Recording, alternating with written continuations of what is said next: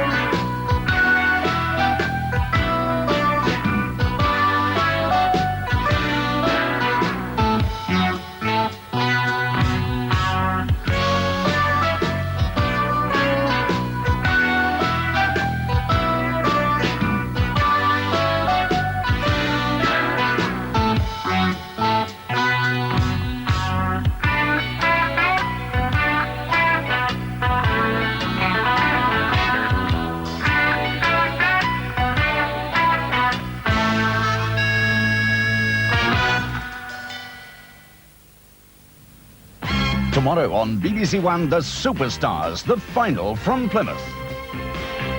5 records have been broken on the way to these finals. Will more be smashed in this conclusive test of stamina and ability?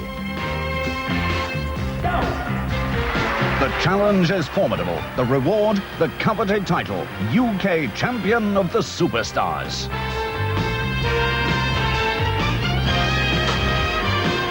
Seven sportsmen have fought their way through the tough series of heats to meet reigning UK Superstars champion Keith Fielding for the ultimate test.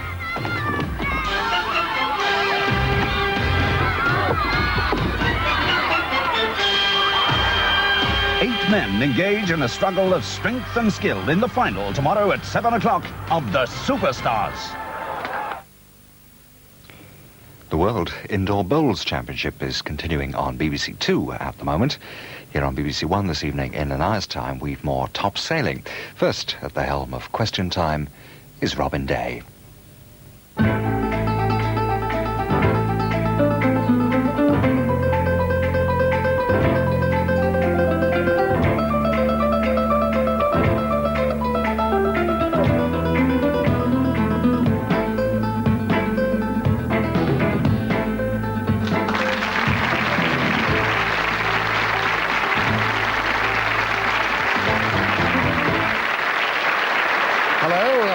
Good evening and welcome to Question Time for topical argument provoked by questions from our invited audience. Around the table with me, a group who will give as good as they get.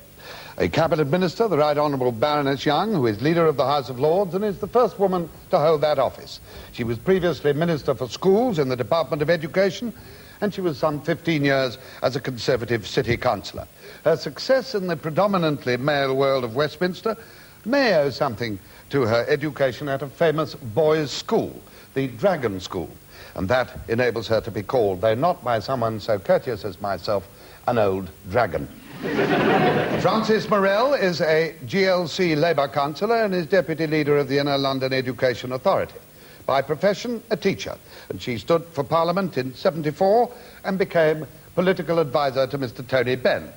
Mrs. Morell has been a leading activist in the left-wing movement to change the Labour Party constitution. The word most used to describe her is formidable. And, or so it is written, she thinks clearly, speaks bluntly, and seems to fear little. Joe Haynes is chief leader writer on the Daily Mirror. He was press secretary at number 10 Downing Street in those memorable days when Sir Harold Wilson was Prime Minister and Lady Falkender was using her lavender-coloured notepaper. Last year, Mr. Haynes resigned as chairman of his local constituency Labour Party, having been forced to quit, he said, by left-wing extremists, fanatics and loonies. But Joe Haynes has no intention, he says, of leaving the Labour Party. Cyril Smith is the Liberal spokesman on employment. Earlier this week, he and his fellow Liberal MPs, along with some of his Social Democratic allies, voted for Mr. Tibbitt's controversial new employment bill. And talking of the SDP, Mr. Smith may like me to remind him that when he last appeared on this programme, he said that the SDP should be strangled at birth. But Mr. Smith's political life has always been characterised by robust independence of spirit, strengthened by the knowledge that he is surrounded by so many politicians who are miserably underweight. Now, there we are, and here we go. Joan Baker, who is a housewife. Please. Can it be right that a man whose management of an airline led to its collapse, owing millions of pounds, should be allowed to start an identical business after such a short space of time? Well, a reference to tonight's news that Freddie Laker hopes with Tiny Roland to start up a new airline. Cyril Smith?